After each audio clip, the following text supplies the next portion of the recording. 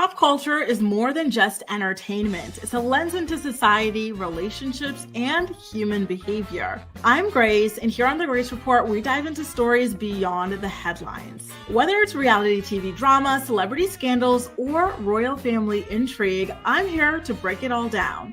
What it means, why it matters, and how it reflects the world we live in. Join the conversation, share your take, and let's make sense of the culture shaping our lives one story at a time.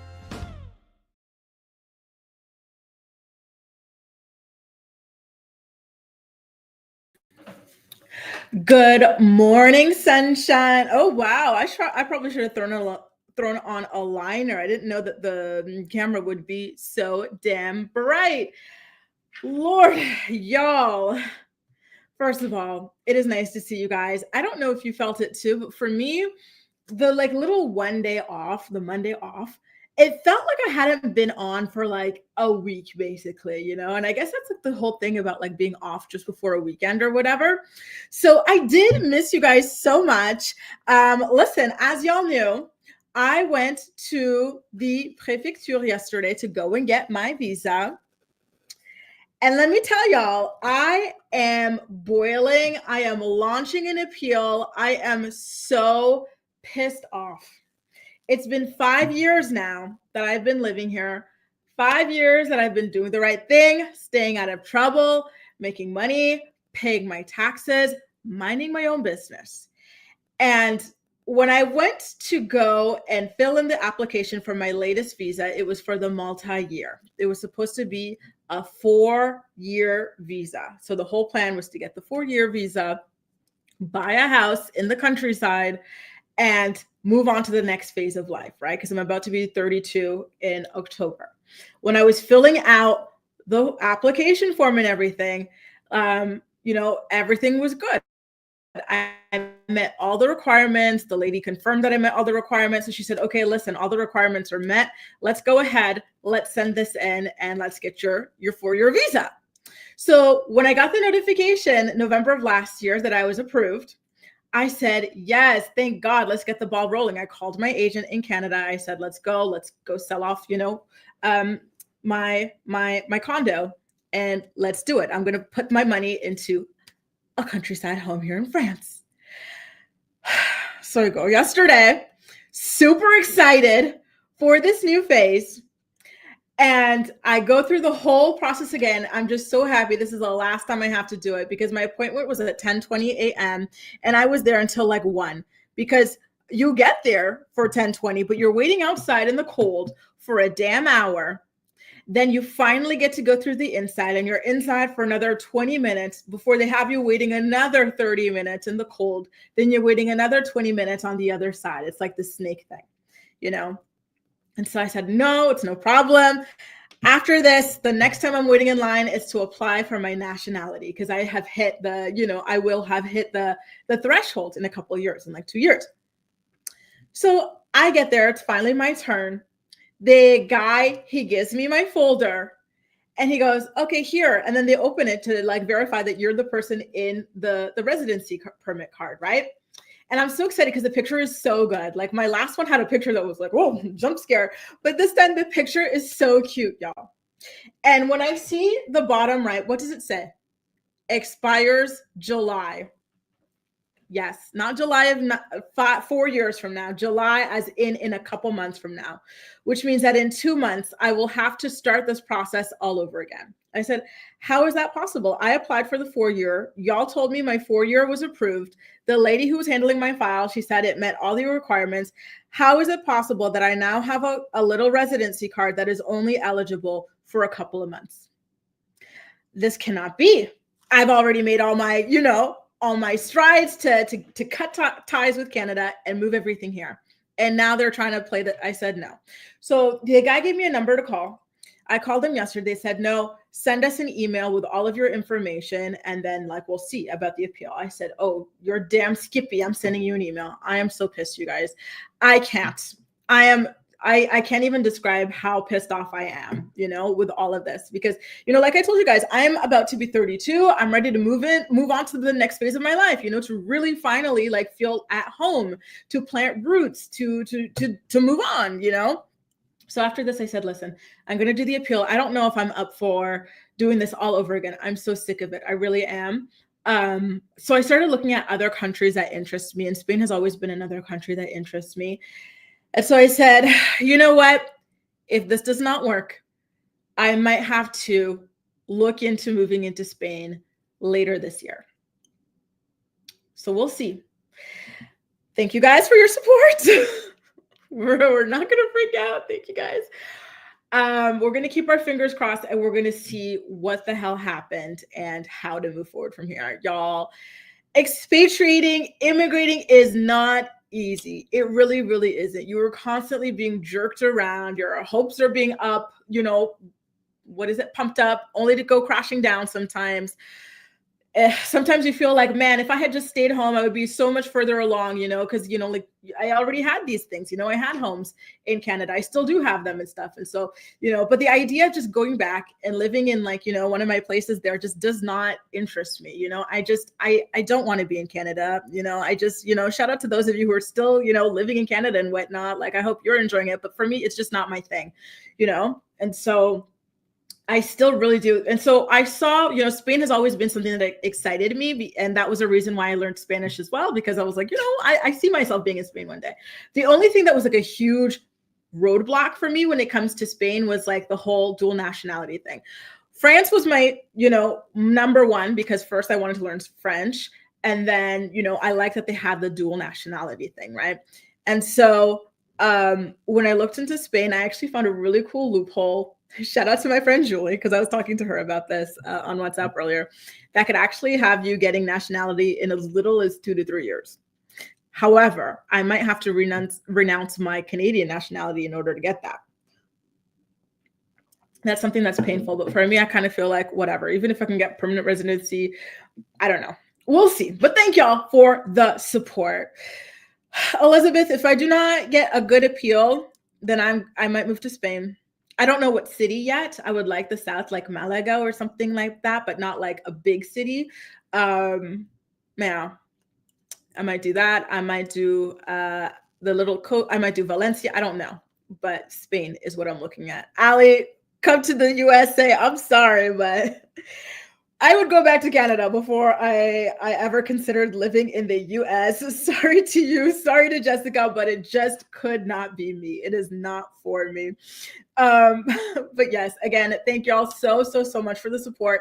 I wish I had better news, for you guys and for myself, but unfortunately, it just did not work out the way that, it was supposed to. So we'll see what to do moving forward. Oh Lord, thank you, Venetia, and thank y'all so much. Listen, we've got a lot to discuss in today's morning report, and I'm really looking forward to getting back on there with y'all. So first of all, can we talk about how Justin Baldoni is finally breaking his silence about the drama with Blake Lively, etc. He did a podcast interview, and I gotta be honest, it was one of those like podcast interviews where like, the person has a lot of like pauses to like think and stuff, which is smart for him. He's in the middle of a legal battle, so you do have to think a lot. So I'm not gonna play the video. It's just kind of empty airspace, but for the most part, he was struggling with feeling worthy. He was feeling a lot of issues and whatnot, and so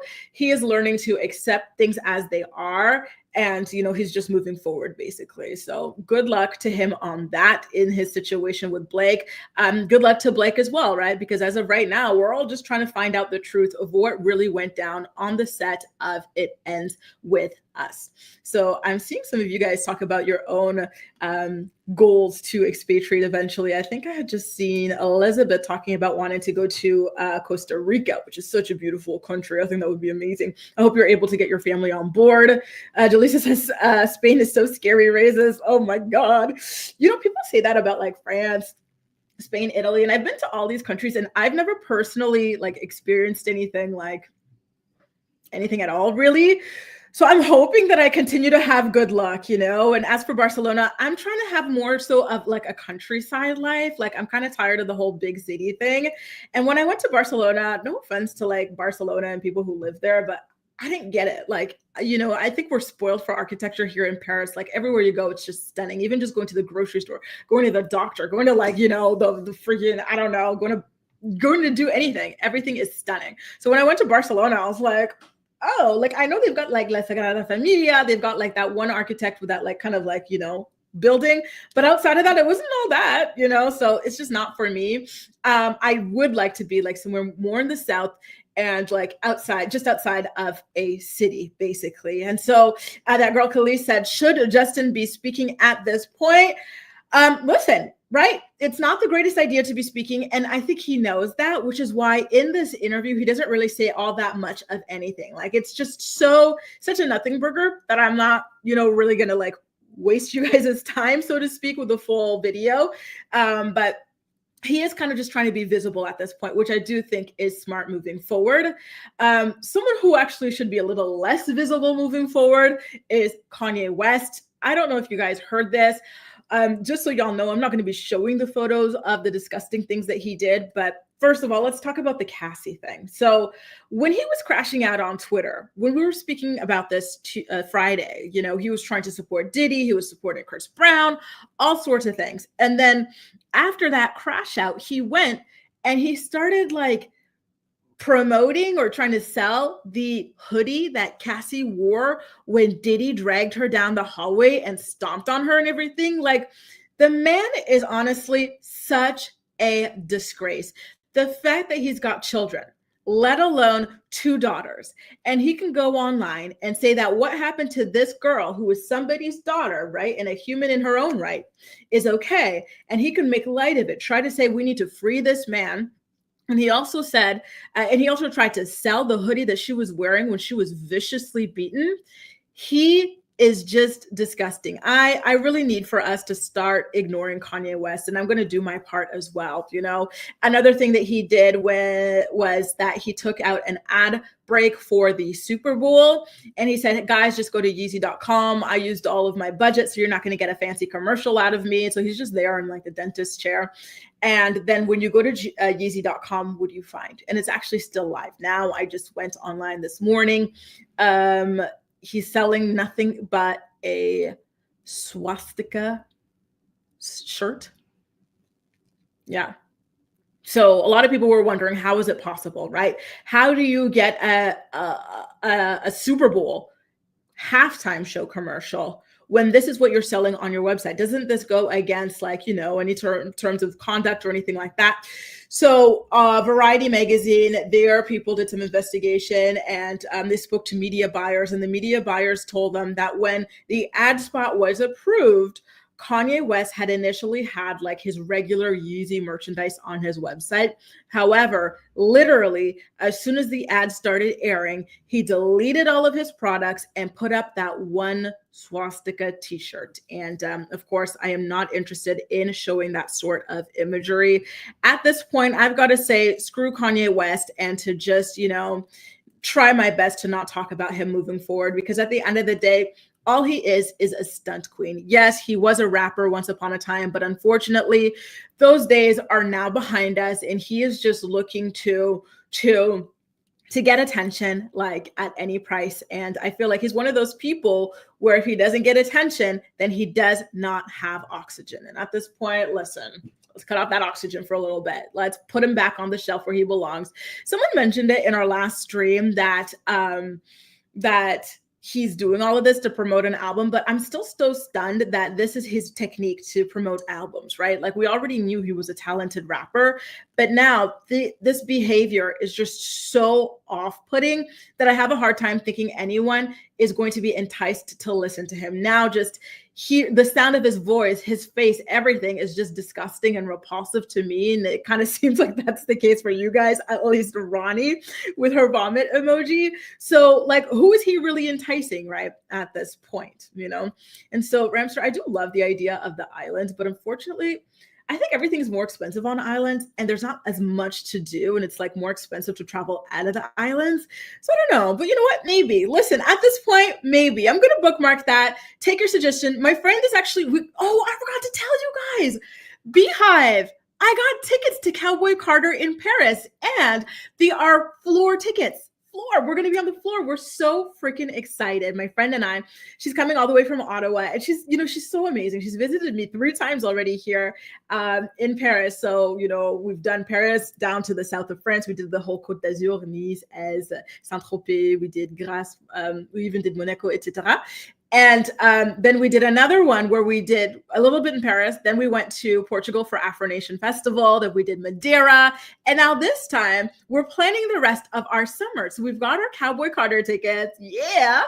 And we're looking into going somewhere. And so Ramsar, you just reminded me with your suggestion there that we are thinking of going to the Spanish islands. We're thinking of going to like Menorca or something like that. We're maybe even thinking of like Corsica. Like we really loved Madeira Island. If you guys ever get a chance, do go ahead and check it out. It's stunning. And so we want to do another island sort of situation actually for our vacay.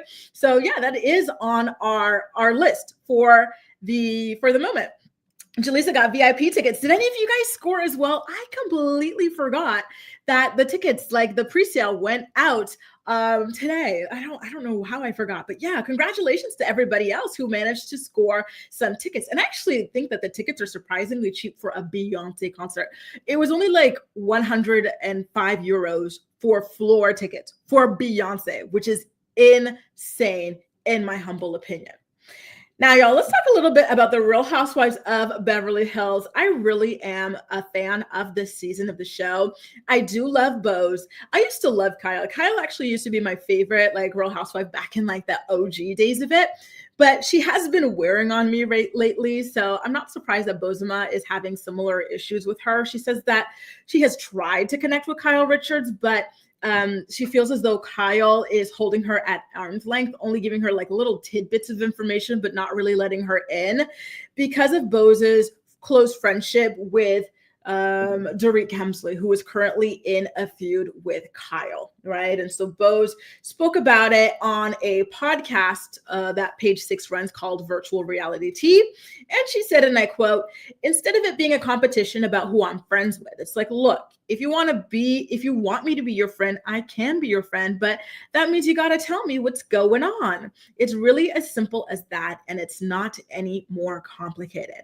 It's not that like, oh, well, let me go over here and help this person because I like them better. It's that I don't know any way to help you, Kyle, because you haven't told me anything." So I want to know if you guys agree with that or not. Like, just based off of what I've seen on the show, I do think that Kyle has been kind of like trickling out a little bit of information and whatnot. But it is true that she is a little bit hesitant about Bose, but I understand it. Like, I think that maybe it's not even just like a strategic thing from Kyle. Maybe she's also kind of like uncomfortable because maybe she feels as though Dorit might be talking crap about her to Bose, right? And so maybe that makes her feel a little bit shy about like getting close with her or something like that. I don't know, but like I can totally see it. And on the other side, I could see why Bose is feeling like, hey, I do want you to make an effort or whatever, right? Oh, Courtney wants to go to Portugal. Yes, that's a good idea. Stephanie from formerly Wine and Chill, now allegedly Stephanie, she wants to go to Portugal as well. So that's really cool. Listen, this time around, I'm going to choose a sunny destination. I am so tired of seasonal depression, y'all. The gloominess. It is forever gloomy here. So next time I am going to be in paradise. I was even thinking of Mexico for a bit. I said, why not? Mexico is a paradise. It's so beautiful, right? And the people are so damn nice. So I don't know. Listen, the world is truly our oyster, you guys. So if you guys are able to up and leave at one point in life, I do recommend it, even if it's just for a year or so. Al Michelle says, Bose is up Dorit's ASS, why befriend my enemy's friend? And I do agree that she is a little bit too clingy with Dorit. In fact, I've actually been noticing when I watch the show that she's almost like a surrogate therapist for Dorit, more so than like a real friendship. You know, I kind of wish that like she kind of caught on to that a little bit more, that Dorit is constantly like trauma dumping onto her. And like, I'm sure Booz has her own problems as well, right? Kyle needs to complete her divorce and move on to the next chapter of her life. I think she'll be much happier then. And I do agree. One thing I love is Kyle's like scenes with her daughters. I'm still so pissed off. I don't understand how this happened, that the family show on Netflix actually got canceled. Like, it was such a good show. Buying Beverly Hills was so good. We got the scoop on the divorce. We're already introduced to the kids on Real Housewives of Beverly Hills. So being able to see them do their own thing, like on Buying Beverly Hills, was incredible. I'm surprised that more Bravo fans didn't migrate over, you know? Karma says that Dorit and Bose are my faves. I can live with Kyle, can live without Kyle and her drama, right? She's become so melodramatic, and I don't even know where that came from, y'all. And look, Cynthia wants me to go to Mexico. Listen, the sky's the limit. I was actually even thinking of going to like Colombia. I'm like, just give me sun, and this time a Spanish-speaking country, and I'm good. Okay. Now, oh my God, did you guys hear about this story, y'all? I've completely forgot that I even had this on the agenda. This is Christy Carlson Romano. She was in Even Stevens, where she used to act as Ren Stevens, who was Shia LaBeouf's sister in the show. What was his name? Even Stevens. Do you remember there was Even Stevens, there was Ren, there was Beans. What was his name? Shia LaBeouf's character. And I know Theo's gonna jump on. Theo is like, I feel like you were just like an oracle of everything. So please, if you remember, or anybody else who remembers what the name of Shia LaBeouf's character on that would be great. Thank you in advance. And I will never ever forget, anytime someone has like this little trivia question about when, you know, we landed on the moon. We went to the moon in 1969. Not 1970, but years to, like, I love that show. That was such a damn good show. Okay. Well, unfortunately, okay, thank you so much, sweet. It was Lewis. Thank you, thank you, thank you. She's the worst. Uh-oh. Spill, Theo. Spill, spill, spill. Why is she so bad? I am scared to find out. Take a look at this photo while we wait for the scoop there. She was actually shot in the eye, you guys. She had taken her husband out for celebrations for his birthday.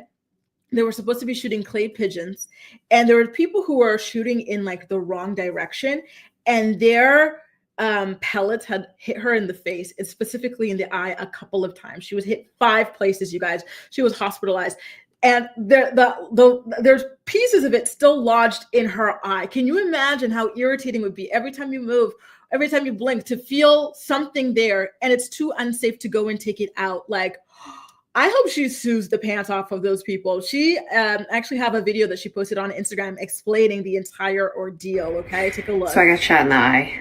It was not fun. I am safe. I got shot here. It is still inside. There's a fragment there. There's a fragment here. We cleaned that out. I'm very grateful to first responders as a whole. I mean, they're just the most amazing superhero-like people to take care of us at our most desperate times. And so I'm grateful to St. David's South here in Austin. This is really bad tonight. Everything's kind of clearing out, but got to say I got shot in the face and lived to tell the tale. Be grateful for every day. So there you go, you guys. Like, how shocking was that to see? I just, wow. Listen, sue the pants off that company, the people who did it. Everybody needs to catch a damn lawsuit over this, because what the actual hell? There should be no way that this is even possible. She truly could have lost her damn eyeball, you guys, right? Again, they were out at some sort of like clay pigeon shooting range, and there's another group that just, you know, decided to go super duper foolish, not pay attention to anything, and shoot in the wrong direction. But I feel like there should be better protections between parties anyway. And that's why she should actually go after the organization, and that's where the money resides, y'all, right? Theo says, okay, so Theo earlier said that she was cuckoo. He doesn't like her, so let's see why. Christy started a podcast company that produced a lot of rewatch podcasts for older shows, and because of drama with certain people, she canceled all of them. Oh, damn. Is she the one that's, I thought it was Annalise Vanderpool, who was always just talking about like, oh, there's like all this scandal behind the scenes when I was a Disney star, but I'm not going to tell you what it was. It was Christy. Okay, child. And someone had actually listed her IMDb here. So shout out to you, Tadisha. I was wondering if she was in Cadet Kelly, but for some reason I was like, no, it wasn't her. It was Hayden Panettiere, because I remember Hayden from another like kind of Cadet Kelly-esque show as well. I loved Kim Possible. She was so good in it. Call me, beat me if you want to reach me. That was my show growing up. Wow. Warren, Rufus, Ron. Shout out to the Disney kids. Honestly, being a 90s kids, as far as like television is concerned, we had it so good. We had Hey Arnold, Kim Possible, we had Recess, we had Pepper Ann, we had the kids from Room. What was it for? What we had everything, y'all. Shout out to you, Jennifer, for becoming a channel member, by the way, and shout out to you, star emoji as well. Y'all, good luck to Christy. I'm really, really happy that her eye was able to be saved. It's unfortunate that like they're not able to full-blown take out like everything that's in there, but at least the most important part is that she still has full control and full vision in her eye as well. You know, God bless her, seriously, because that was not good. Y'all, I do have another video that I wanted to share with you. Do you remember V, married to Teen Mom 2 star Kale Lowry's baby daddy, Joe Rivera? Well, she has just announced that she is going to be she's going to be quitting another podcast. So she always had the Baby Mamas No Drama podcast with Kale Lowry. And then on the side, she did also have her Vibin' and Kind of Thriving podcast that she had with her longtime friend, Alessandra, who we will be talking about, by the way, because do y'all remember As Told by Ginger, by the way? Who we will be talking about, by the way, but take a look at her announcement for now, and then we'll get into what I think about her relationship with Alessandra moving forward, okay? Here goes. Red lip, but also I don't know if you guys have listened yet, but this was my last episode that aired today on Vibin' and Kind of Thriving. Alessandra is going to take over Vibin' and Kind of Thriving. I can't wait to see what she does with it. So that's going to be like her solo venture. And you guys know I'm working on something. I promise it's coming. I've been working on it for a while. I've made some changes. I was going to launch back in January, but with everything going on in the world, I just felt like I needed to like take a step back and take a breather. But working on so many fun things, and can't wait to like bring everything to life and for you guys to see everything that I've been working on. So I'm definitely gonna, put my all into this solo project. And I'm so happy. I think I'm in a space where I feel good about this and I'm happy. And, me and Alessandra are both happy. We both want to move forward with our projects and we're still going to support each other. So you guys can go give it a listen. I also want to know what you guys would like to see as far as like vlogs. Like I was thinking of doing weekly YouTube vlogs, like just putting up a vlog every week on YouTube, because I got the new DJI Osmo Pocket 3, and this is so cool to vlog with, and it's just so easy. It's made vlogging so much easier for me, so I have no problem like vlogging and doing what I need to do with this. But this weekend we're going to Wildwood because Vivi has a cheer competition, so I figured that would be super exciting and fun to vlog and put that on YouTube. I'm not going to do like full-length vlogs on Reels and like on here because people don't want to see that. Like I feel like this is for more short-length content, like my beauty content and hair, makeup, stuff like that. But I will be posting weekly vlogs on YouTube, and I'm super excited. So there y'all go.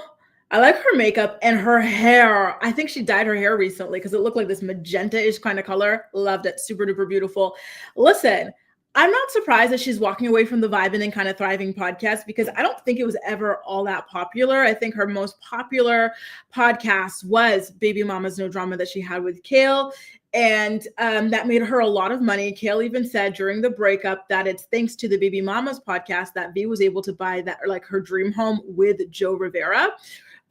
So I kind of get like, now you've got the money, you've got the house. So kind of, they used to have attention for Vibing and Kind of Thriving based off of like the Baby Mamas No Drama audience. But when she lost the BMND audience, she lost a lot of the trickle over for Vibing. So it didn't make any more sense for her to be spending her time on that. Why spend time on a project that, you know, is supposed to make money, but is not making you money when you can do other projects, right? So I don't know if y'all caught it or not, but she did say that she is still going to be launching her own social solo project. She said it was going to be some sort of a chismosa sort of a thing, like pop culture, gossip, life, everything like that. She's also going to be rehabbing her YouTube channel, continuing to do vlogs, but not like these hour-long, 30-minute long vlogs or anything like that, but these shorter vlogs. So you could definitely continue to follow her and keep an eye out for that. Now, when we get back into the it's vibing and kind of thriving of it all, I gotta tell y'all, and I gotta ask y'all, because I do wonder if you feel the same way. But because I'm still stuck listening to Kale's podcasts, she's always talking about Alessandra.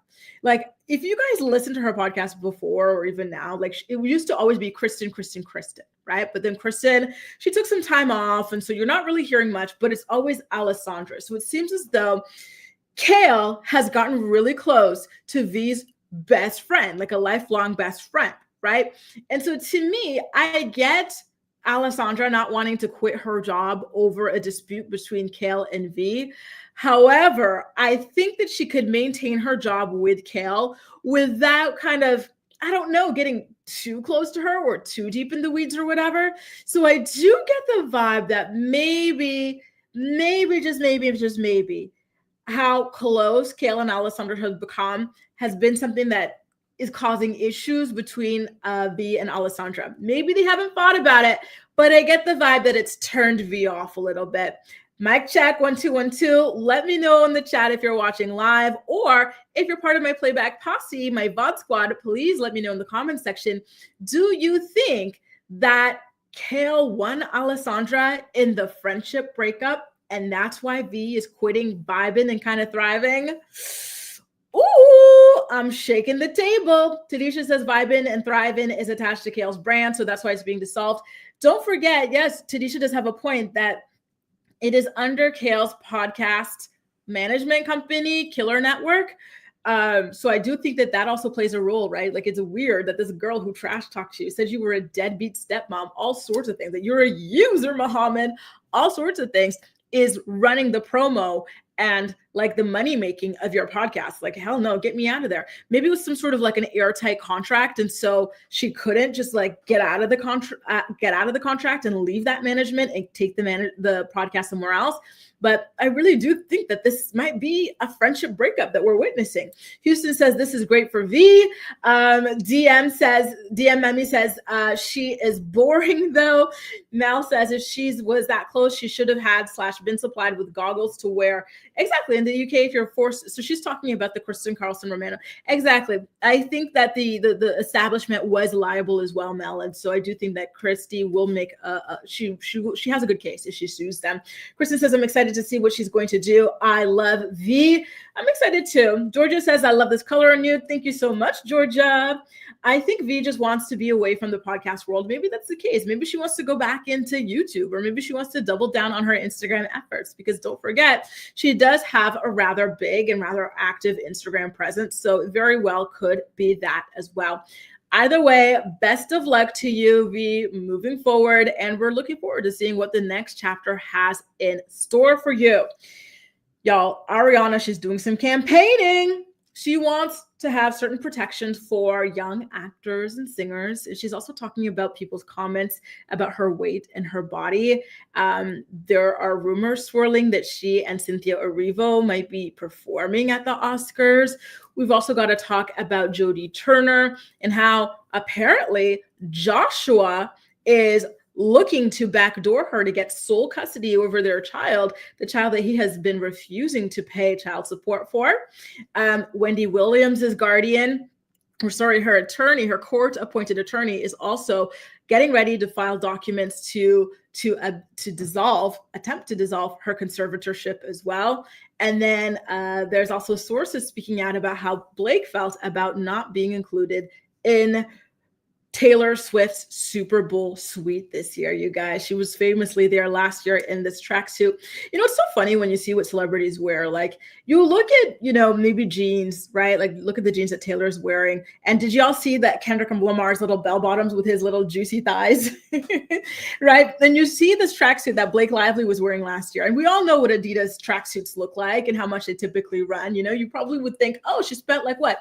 $200 on this outfit or something. That's cool. Then you go and you later find out that like the pants alone were like $2,000, right? Like even Kendrick Lamar, like those look like any like kind of like bootcut jeans I was wearing from Stitches, or Urban Planet, Urban Behavior back in the day for like $25. But it turns out that his were like $1,300 and they were from a brand called Celine as well. Like, it is just absolutely insane. And you know what? You're right, Ronnie. We're going to talk about that halftime show too when we come back, because it gagged me. Y'all, those are all the stories we've got coming up. But in the meantime, give me a second. I got to fill up my water. And there are some sponsors who want to share a message. The Morning Report is brought to you by Philo. Watch your favorite shows and movies from over 70 different channels, including MTV, TLC, WeTV, and more for only $28 a month.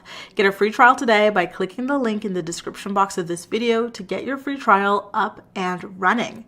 Are you looking for the perfect skincare products for women over 30? Look no further than Rothia. Rothia is a skincare brand born from love and made for parents. Their flagship product, the Resilience Cream, delivers clinically proven age prevention benefits such as average 14% wrinkle reduction after 4 weeks of use. Click the link below and receive 30% off your first purchase today. All right. Thank y'all so much for waiting. I'm back with a fresh new cup. And by the way, if you're enjoying the stream, please do make sure to go ahead and give it a thumbs up so that YouTube knows that you enjoy my content and you want to see more videos like it. I saw some messages from people saying that this is their first time watching me live. Hi. I want to let you know that this is something that we do every single weekday morning at 10 a.m. Eastern Standard Time. So definitely feel free, Jen and everybody else who might be new, to keep on popping by. We cover the day's hottest pop culture stories every single weekday, okay? Let me get into some of these comments. Ronnie was wondering what I thought about the halftime show. Thank you for reminding me. It's true. I completely forgot. I didn't even discuss it. I loved it. I thought it was really cool. I love like the political message of it all. And I love SZA's voice as well. She did a fantastic job. There was that show there's like a couple of songs that I heard there that I didn't know before. And I'm pulling out my phone right now to go and like pull them up. I went on Spotify and I said, oh, Spotify, I need these songs. Luther. I have been playing that non-stop ever since I heard it at the Super Bowl show. I was like, how did I not know this song? This is such a good song. There's another one that I really liked, 30 for 30 as well. And I had heard that the two of them were going to be doing like a joint tour. So I am really very much looking forward to how all of that goes. I would love to grab some tickets to that. I want their tickets. I want to see Burna Boy as well. I liked him a lot when I was in Portugal for Afro Nation. And so I would love to see him again. And what else? The Drake thing, when he smiled at the camera, he said, say Drake, I hear you like I'm young. Wow, he did a fantastic job. A lot of people were concerned that he wouldn't be able to get away with like that line or like that song, but he found a really, really great way to do it while, staying out of Sue Happy Drake's kind of like crosshairs in that regard. So congratulations to him. What about you guys? Did you guys enjoy it? It looked like y'all really loved it. Shem said we love a live show, don't we? Loved Kendrick's performance. Absolutely amazing.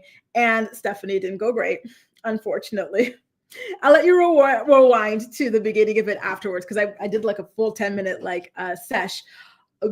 venting session on how it turned out, but we're keeping up the good fight. Gwen says the symbolism, history, storytelling, and our favorite song of 2024 was just kiss. I had a watch party just for the halftime. I love it, right?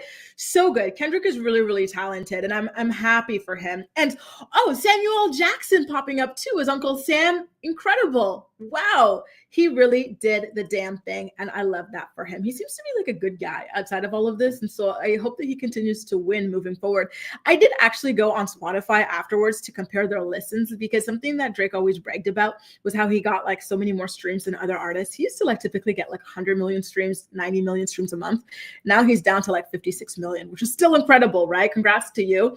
but Kendrick is up to 90 million now. They switched places. So Kendrick really won that battle.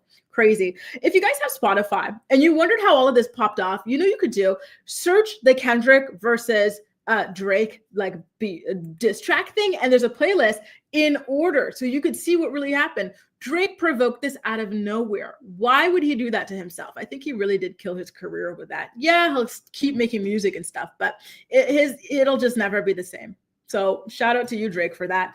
You girl bossed a little too close to the sun. Now, let's talk about Ariana Grande and this interview that she did, okay?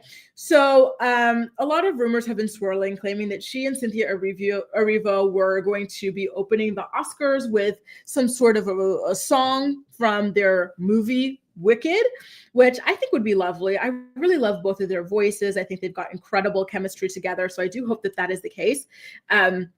She didn't deny it. Cynthia was asked this previously. Cynthia didn't deny it either. And Ariana's on record saying, and I quote, "It would be really fun. We will have our thermoses, our pink and green thermoses, filled with tea. Hers will probably be rose and an English breakfast mixed together or something like that. In case, we'll be ready, but I know nothing." So good luck. And then she also talks a little bit about how she has been dealing with fame ever since such a young age, and like the public's obsession with her body and her personal life, to which she says that she was 19 when all of that nonsense started happening to me. And it's just a crazy piece of the puzzle. It's something you work so hard to try and understand, and it will never make sense to me. I just love art, and that's all I care about. So it's just weird that that's a part of it. It started when I was so young with my body, or rumors about my relationships, or about my team, or about my mom, or about people I love. There was just no limit. She says that navigating fame at a young age was, quote, impossible. And so now she is trying to speak out in order to save other young stars moving forward. And so do you remember how that girl, who's the girl who's always whining about something? Chappell Roan. Chappell, during her Grammy speech, she was talking about how record labels should be providing and I forgot Serena Williams. You're right, Houston Rose. Serena crushed it. Chappell Roan was saying that record labels should be providing healthcare to their artists or struggling artists or something like that. And now Ariana is doing her own sort of campaigning as well. So shout out to both of those ladies for that. She says that it is important that these record labels, studios, TV studios, these big production companies make it part of the contract when you sign on to do something that's going to change your life in a way on that scale, that you need a therapist, that you need to be seeing them several times a week, because big studios and labels know how your life is going to change, right? And how fame can impact people in a negative way. And they should be responsible for protecting you from that. When these people are cast in these life-changing roles, or when they have that record deal, when they get that moment, that that should be non-negotiable in the contract. Because to be an artist, you are a vulnerable person with your heart on your sleeve. So the same person who's meant to do art is the exact same person who is not meant to deal with that ish. To which I say, you know what? Sure, why not? You know, like these people, why not? And I do see her point. Like I do think that fame can be like a form of trauma, right? And so I do definitely support her message, just like I support Chappell Roan's message about getting, like, you know, especially smaller artists health insurance and whatnot. Because don't the actors have this? I know that like SAG actors, they get health insurance, right? So, you know, I really hope that all of these people are able to pull through on these requests. And I really like that they're starting to speak up in order to help kind of shape and change and morph the industry in a more positive kind of way for people moving forward. I didn't know they had a Hulu documentary on the beef. Gosh, who knew it was that damn deep, right? My goodness gracious, was it ever something? And I'm glad that it's now being put to bed with the Super Bowl performance. Now we can say, yeah, Kendrick, you really did that.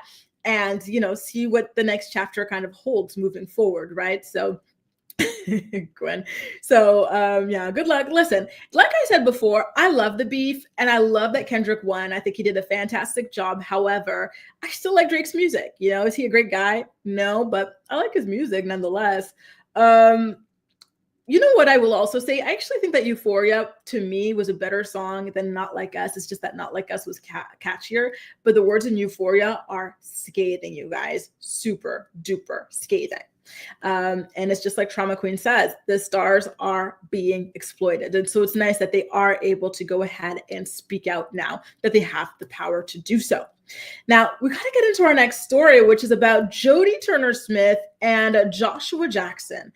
The last time we did a story about these two, Jodie was seeking child support for their daughter, Juno. She was saying that Joshua makes far more money than her, but he has not provided a single dollar towards the care of this child. And now she is rushing to the courts again. And this time she is saying that Joshua has been trying to get sole custody of their daughter. Shout out to E! News for this story. In the court filings, Jodie claims that Joshua has paid, quote, $0 in guideline child or spousal support since the couple's 2023 separation, even though he, at the onset of this case, hired 2 law firms to represent him on custody issues, seeking full legal custody of Juno. She has said that she has done everything she can to meet him halfway on their issues to no avail. Quote, at this point, it is clear that Josh is unwilling to negotiate reasonable spousal and child support payments to me. I am left with no choice but to seek this court's intervention and to file the instant motion. Mind you, Jodie is not even looking for much. I can't believe this is my thing, y'all. You know how like there's a lot of like people, like women particularly, who want to like marry rich or whatever? Look what happens. You go and get this rich guy, right? Who couldn't dream of getting you on his best day if he wasn't rich. And then what do you really get? A stalled career and a man fighting against giving you money after you had his child? It's not worth it more often than not, ladies. And I'm not saying that that's the case with Jodie, right? Jodie was already successful. Jodie has a lot of money on her own. She's rich on her own. But this is just a shout out to you regular ladies who might be in this, you know, sort of like wavelength or whatever. Be very, very careful. This happens all the time. They waste your time, your years, you know, you have their kids and that changes your body forever and your priorities and everything, you know, it stalls your career in a lot of cases and everything. And then the guy, after you did all of these things for him, he tries to fight against you, even having any kind of spousal support, child support, anything. Like, it disgusts me to no end how selfish some of these men can be. Like, she's only asking for $8,543 a month in child support, you guys. That is nothing to somebody who makes as much as Joshua makes. So I don't have the figures right now in this report. However, we have done a prior video on this, a prior morning report episode. And just off the top of my mind, I think it was said that he was making somewhere like $200,000 to $300,000 a month. So when she's asking you for only $8K for your child that she has the majority of the time, and you make like $200,000 to $300K a month, stop it. Like, you're sick in the head if you're unwilling to pay that, right? And she's also looking for 28.6K in spousal, now where'd that list come from? In spousal support as well, okay? And she's also asking for a retroactive $250,000 for fees accrued amid their ongoing legal battle. Okay. So for those of you here's my thing. I think if you have a baby, first of all, here's my thing. I would be the most radical president of all time. Ladies, come close. I'm going to tell you what one of my mandates would be as president. Any woman who gives birth needs to be paid at least 5, 10, 15, 20, 30% of the man's salary. Okay. Just the fact that you carried a baby, you gave birth, all that comes with that. The man should be paying you anyway, right? Outside of child support, outside of spousal support, you should be paid for that. In my opinion, you deserve the coins, right? So to me, if I were rich, I just do not understand it, how a rich man is not willing to pay like what is peanuts to his salary to someone who literally carried his child, gave birth to his child, and is raising his child. Like, it's insane to me. It makes me sick. How is this possible, right? So I hate that she even has to explain why she deserves the money that she damn well deserves, right? But let's go ahead and read the explanation, okay? During our marriage, I spent a significant amount of time as a primary caretaker to Juno while Josh continued to advance in his acting career. A tale as old as time, right? Josh has been a successful working actor for over 30 years, while I am significantly younger and am still working hard to establish my acting career. During our marriage, Josh historically made more money than me, and at times significantly more. So there you go. They want to go find a girl who's way too young, way too hot for them, get you to go ahead, put your life on pause, put your career on pause, risk your physical and mental health to have their child, and then they want to leave you high and dry afterwards. Come on now. Come on. Isn't that like a great mandate? If you want a woman to have your child, whether you're married to her or not, you got to pay that woman. Pay her. Spa trips, everything. Shem says men always have time to be cheapskates, don't they? Right? They do. I can't stand it. Rich bum indeed. You cannot tell me he isn't. And this is always the thing, right? That they all of a sudden want to seek full custody. Mind you, what happens when they get full custody? They leave their moms, sisters, nannies, someone else to care for the child because they just do not want to have these children full time. They're only doing it to spite you, right? With the sole purpose of avoiding paying child support. Is it that serious? Pay the effing money. She is asking for nothing in regards to his actual salary. Shout out to you, Theo. Man ain't ish. I can attest to this. Guys, I used to like worry about like all of like some of like the man hating comments or like the man shade comments that we have. And so I was telling that to Theo on Friday. I was like, oh my God, like Theo, are you coming back? Like, we're talking about your people. Sorry. He's like, oh, don't worry, girls. Like in my work, I would work with women exclusively. And we would always be talking about how men ain't ish. And I was the one talking the most craps. So shout out to you, Theo, the real MVP. Malen says that she wants more than 20K for herself. And you know what? I think she deserves it. She had his baby. She should have been paid 200K. Right? For having that man's baby. He can afford it. She's only asking for 20K. And mind you, the spousal support is not going to last forever. It's only for like a year or two, right? Based off the time that she took out of her career and everything to be pregnant with his child, to birth his child, to raise his child. And there's a certain level of just like damage that happens to your body when you have a man's child that is irreversible, right? Or just change that is irreversible. So 20K to a millionaire, that's nothing. Pay her money. Hell, pay her 60K. Gwen says some wealthy people definitely have a money hoarding problem. I completely agree. And I hate to see it. I truly, truly do. Listen, what's her name? It's not Juno. That's her daughter's name. Jodie, I really hope you get that money. You deserve that money. You totally deserve it. Ronnie says, don't have kids if you're not willing to either take care of it or pay for it. Exactly. Honestly, whenever like I'm dating someone and they talk about wanting kids, I always take it as a threat for this reason. Because look at how cheap men can be. Like they want you to do everything, like, how much like my life would change versus a man's life, right? And then if the man were like this too, and there are many men like this. No, I'm sorry. No. Absolutely not. Why 9,000 for the baby, but she demands 28 for herself? The child is more important than her. You know what? She explained it perfectly in her initial filing, which I don't have in front of me right now. However, I thought it was a really good explanation, right? And I think, again, it's because their child's support is for like 18 years versus hers, which is only going to be for like a year or two as well. So I think that's it. So the numbers look different for that reason.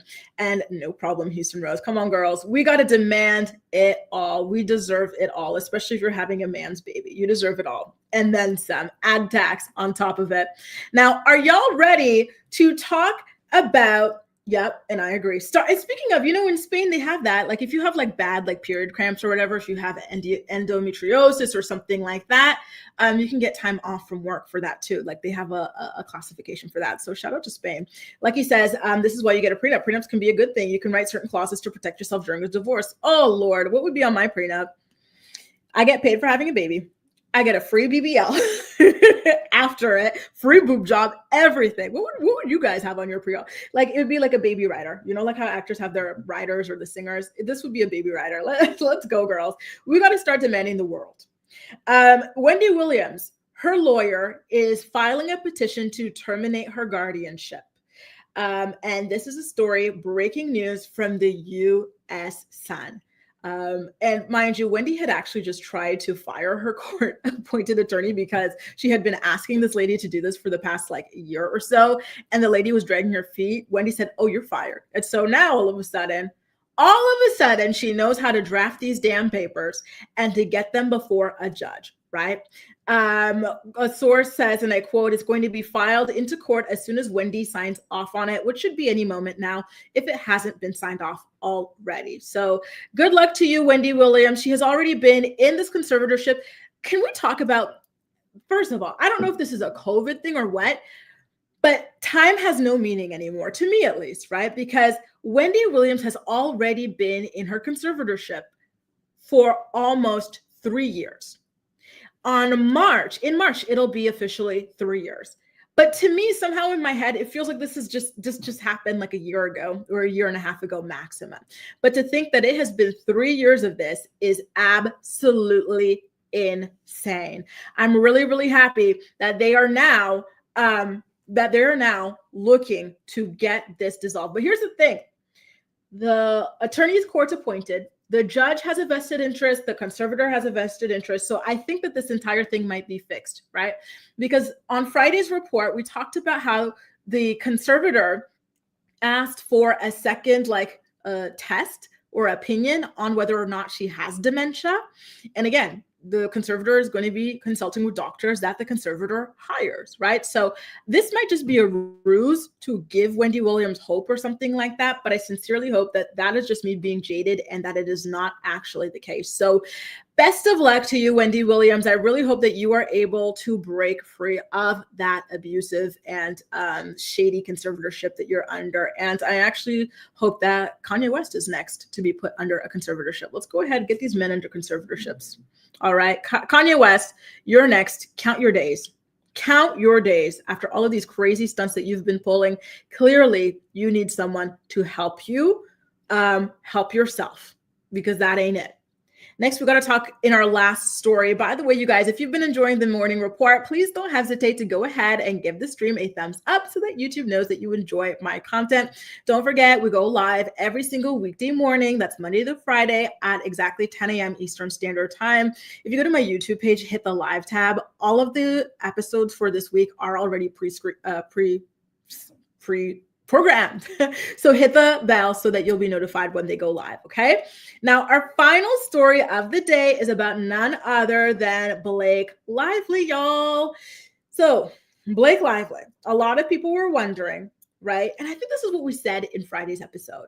There were stories like lurking claiming that Taylor Swift is not happy with her. I said, listen, wait it out. Last year, Blake and Ryan Reynolds were there for the Super Bowl in Taylor Swift's WAG box, right? So just wait and see if that's the case this year. Well, now the Super Bowl 2025 has come and gone, and Eleanor Lively was noticeably absent. And now sources are talking about how she feels about all of that. And I think that the answer might actually surprise you, okay? So this is coming out of the Daily Fail. They're saying that Taylor is not shading Blake, and she's not trying to teach Blake a lesson. It isn't like that. Even if Taylor did invite Blake, Blake would not come. And apparently the reason is that Blake didn't want to make Taylor's big night where she was going to see, quote, the love of her life, who, by the way, I think is Joe Alwyn. Or no, maybe it was Maddie Healy, play in another Super Bowl about her. Blake would not want to overshadow Taylor ever. So obviously all of the drama that Blake's got going on with Justin Baldoni over their It Ends With Us movie would have made for a lot of tabloid fodder if she were to go to the show. But here's my problem with the Daily Fail. The Daily Fail is the one who even started spreading those rumors about Taylor not liking Blake anymore after the little dragon text messages. And now they're saying, oh no, there's no bad blood, pun intended. She didn't shade her by not inviting her.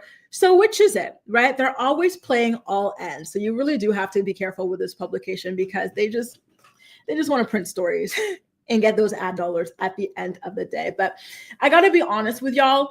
I do think that Taylor Swift was turned off by those text messages, right? The fact that behind her back, Blake was using her to threaten Justin Baldoni. However, they have a very, very, very deep and long friendship. And Taylor Swift is also the godmother to at least one of Blake Lively's children. So I think it would take a lot more than that to break their friendship, right? Listen, we all, hopefully anyway, have friends, especially long-standing friendships. And it takes a lot more than just something like that to break a friendship. At least I would hope. But listen, at the end of the day, there are also things that are just the straw that breaks the camel's back. You know, maybe you had been like very patient with a lot of things in your friendships, but like then the friend just does one final thing where you go, you know what? I'm done. I'm not doing this anymore. I'm done. Maybe that could have been it. I don't know. But we're going to have to continue to keep an eye on this story for now, okay? Especially as the lawsuit continues to progress, and we'll see, like, you know, how much Taylor Swift is going to be implicated in this at all, because I think she's already not happy about this. Shem says, I guess they just want to try to even the playing field in this red state. It will never be. Oh yeah, by the way, speaking of, how did y'all feel about Taylor Swift getting booed at the Super Bowl? I didn't like that, y'all. There's just something to me about like a stadium full of mostly men and some, you know, perhaps pick-me women booing at a woman. Like, that wasn't cool, y'all. Why were you booing at her? Like, okay, I get it. Her boyfriend plays for, what team does he play for? Is he the Eagles or the other one? He plays for the opposing team. Like, why boo her though? She's just a girlfriend supporting her man, right? I don't know. Ali says, Blake can't stop lying. Shem Jem says, Blake is crazy. Damn. P says, that sounds like Blake's people. Oh, so y'all think that they are trying to counteract the stories that Tree Payne is planting, and Tree Payne is Taylor Swift's publicist, for those who don't know. Oh, you guys might be spilling some tea here. You might be right. You know, Milan says Maddie Healy is her one and only. I agree. Isn't he engaged? How's that going? He got engaged last year, so the wedding should be this year, theoretically, right?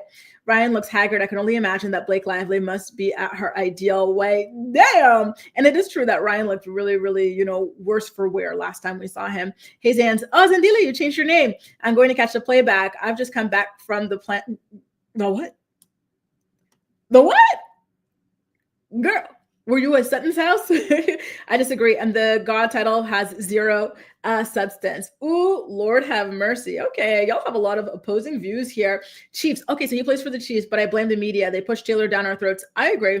It's too much. It really, really is. But, you know, maybe this is a good idea for her to maybe, you know, take a little bit of a step back, enjoy some of her fame, her success, and chill out. We don't need an album every 6 months, you know.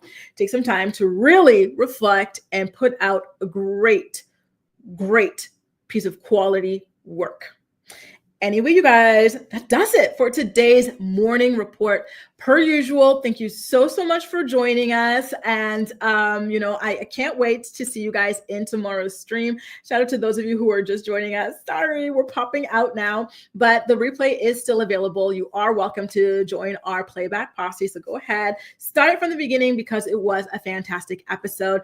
Again, thank y'all so much for the support in regards to my visa situation, which don't even get me started. Channel members, get ready. I am about to film an exclusive video for you guys. We are about to read chapter 2 of Caitlin and Tyler's book as well. I think it's called Conquering Chaos. So stay tuned for that. Feel free to join if you'd like to join us on that front. And I'll see you guys for tomorrow's morning report, bright and early, 10 a.m. Eastern Standard Time. Take good care of yourselves, you guys, and I'll see you tomorrow. And once again, thank you for your support. Bye, guys.